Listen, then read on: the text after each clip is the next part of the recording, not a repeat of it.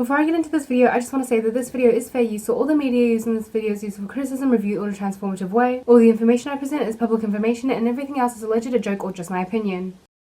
So the first thing that I want to kind of like touch up on is the whole Kanye West and Jeffree Star rumor that went around. Spoiler alert, it wasn't true. I don't think many people thought it was, though I feel like a lot of people wanted it to be true just because it was like a fun little story. Danny Gonzalez made a video about this where he basically researched the girl who started the rumor in the first place. If you haven't seen the original video, it's basically just a TikTok where she claims that people in the scene already knew that there were like issues between Kim and Kanye because apparently Kanye had been hooking up with a male beauty guru. She made this video because Kim was reported to have hired a divorce lawyer, but it was kind of confusing because nobody like knew what in the scene meant because she wasn't a part of the scene because nobody knew her. But Danny essentially just found out that she was actually the girl who went on Dr. Phil in hopes to become a skinny legend.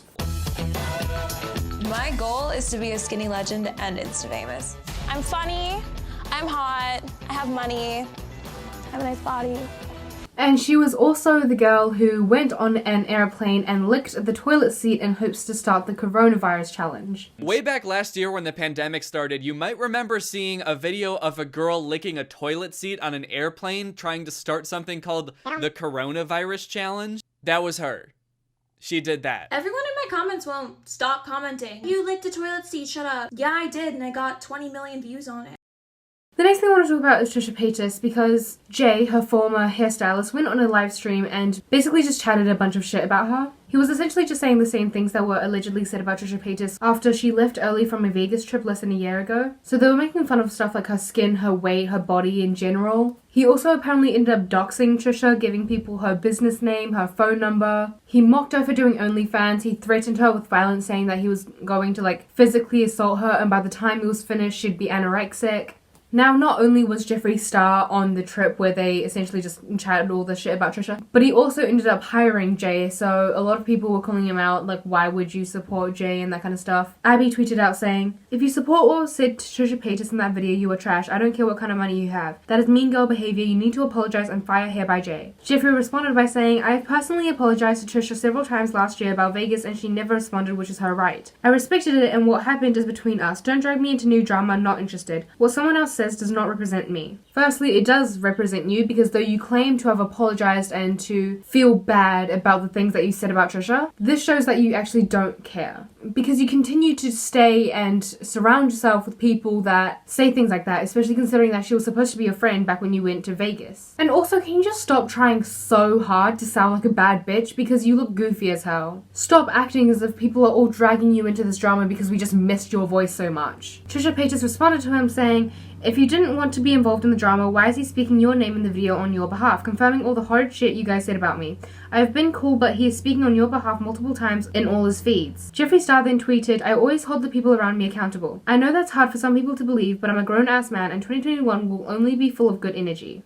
I don't know what the fuck is up with his language here. It's hard for some people to believe that you hold the people around you accountable because you fail to hold yourself accountable. You don't know how to take accountability, let alone apologize, for the large amount of racist and predatory shit that you have done consistently throughout the course of your life. If you're gonna call yourself a grown-ass man, start acting like one. You can't just say that you're mature and that you're making a positive impact when your actions have shown a repeated pattern of the exact opposite of that. So for a bit of context before I get into like the next part of this, after Trisha found out that she had been shat on by the people that she thought were her friends, she called Shane Dawson as she was crying and he said that he just straight up didn't believe that Jeffree would do that and he just didn't believe her. I don't know what the reasoning behind that was. It seems pretty believable to me that Jeffree Star would be an asshole considering he's been doing it forever. But Shane Dawson essentially just chose Jeffree over his close friend of 12 years. Obviously, a lot of people speculate it's because Jeffree Star was making him like hella bank. So Ryland went on his podcast and just spoke about this entire thing. And the way he talked about it was really funky. And I understand like she's had drama with Jeffree and Hair by Jay, who has Hair by Jay obviously said horrific things that I don't stand by, I don't support. Obviously, I support Trisha over Hair by Jay. Like, well, it would be concerning if you didn't choose your close friend over a guy that you have nothing to do with. I'm sure everyone's already noticed this, but he's specifically referring to Jay in the situation. He has not negatively spoken about Jeffree Star a single time, despite the fact that he was very much involved as well, and Trisha said that he was essentially like the mastermind of it, if that makes sense. Like, Jay was essentially just an echo chamber for Jeffree Star. Ryland made a conscious effort to not include his name in this criticism of his, so clearly he supports him. I guess at the end of the day, I truly wish she would have come to me as a friend if she was hurting like the way that she is, and talked it out with me. And I wish that it wouldn't have played out on the internet like this. I just am really honestly confused because I see her all of the time. I understand maybe it's hard for her to express her actual feelings towards Jeffree to us, or the gravity in which she's feeling feelings towards Jeffree when she knows we're specifically friendly with Jeffree. So maybe it's hard for her to like ask me to cut him off, but at the same time, I can't read someone's mind. And I feel like as an adult, I have 2 other adult friends that got in an altercation a year ago.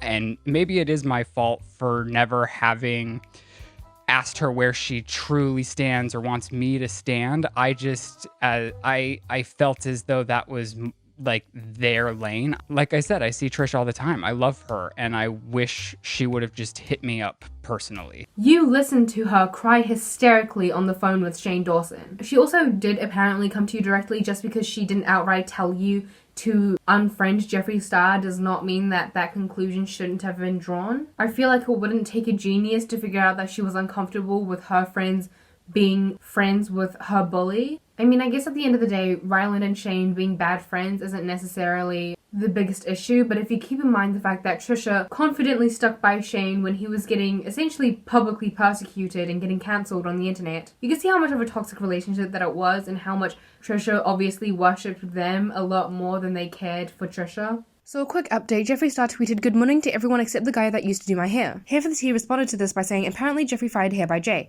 The thing is, I just know Jay acted like this privately when he was around Jeffree, and the only reason Jeffree is cutting ties with him is because he wants to appear as though he's holding Jay accountable for the public. Let's be honest, Jeffree has said the same shit as Jay, if not worse, so he can spare me the 'I always hold the people around me accountable' BS. Jeffree had to do this because at this point, he can't afford one more scandal, as he is literally hanging on by a thread. Don't let him fool you into thinking he has morals. He has displayed over 10 years of being morally bankrupt, so let's not get it twisted here." Hair for the Tea also posted a video of Peter Mon's video where he indicated that he witnessed Shane Dawson speak poorly of Trisha Paytas during a trip to Vegas, to which Daniel Prater, Joey Graceffa's ex, said, "As if this is news. He always spoke about everyone behind their backs, including many of the kindest fellow top creators he's outwardly supported. It's what insecure people do best. He has no genuine friends who are in the spotlight. None of those kinds of people do, as they see everyone as competition or are intimidated or threatened by their success. Sad." Because he used to date Joey Graceffa, he was around those kinds of people a lot, like Shane Dawson and that kind of stuff, and those sort of creators, so you can expect him to know a decent amount about the way that Shane Dawson talked about other people.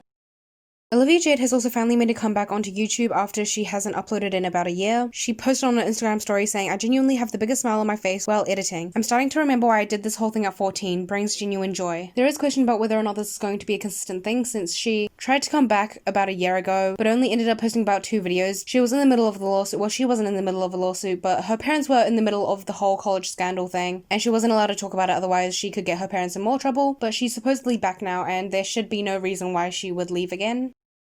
Austin McBroom's been accused of cheating, which isn't a new rumor or anything for him. He's been accused of both successfully and attempting to cheat on Catherine multiple times. This time somebody posted a video to TikTok where they claimed that their friend was hit on by Austin McBroom and that he tried to get them to a hotel. The video reads, "Watch until the end and zoom in to see who was in Vegas without his boo trying to get my homegirl to come back to his hotel room. She politely declined since she ain't a homewrecker." At the end of the video, you could clearly see that it was Austin McBroom that the person was talking about, and that he was indeed at the club that they were at as well. Which brings up the question, like, how would we know that, like, they were actually hanging out and that they actually interacted and that he actually talked to her? Which can be answered by watching the second video that this person posted, where they clearly show their friend hanging out and having fun with Austin McBroom.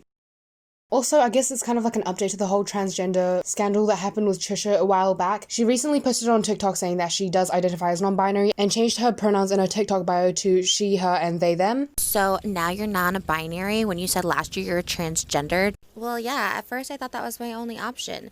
I didn't feel like the gender I was born with was my only gender, and non-binary people do fall under the transgender umbrella. So, are you getting surgery to, like, become a different gender? Well, some non-binary people do have surgery to help with their dysphoria. I'm not one of those non-binary people. But you were, like, born a female and, like, you date mostly straight men. That's not entirely true either. I've had 2 straight boyfriends, 2 bi boyfriends, 2 girlfriends, and a fiance who accepts that I'm gender fluid and that I'm not always female and I'm not always male, and sometimes I'm third gender.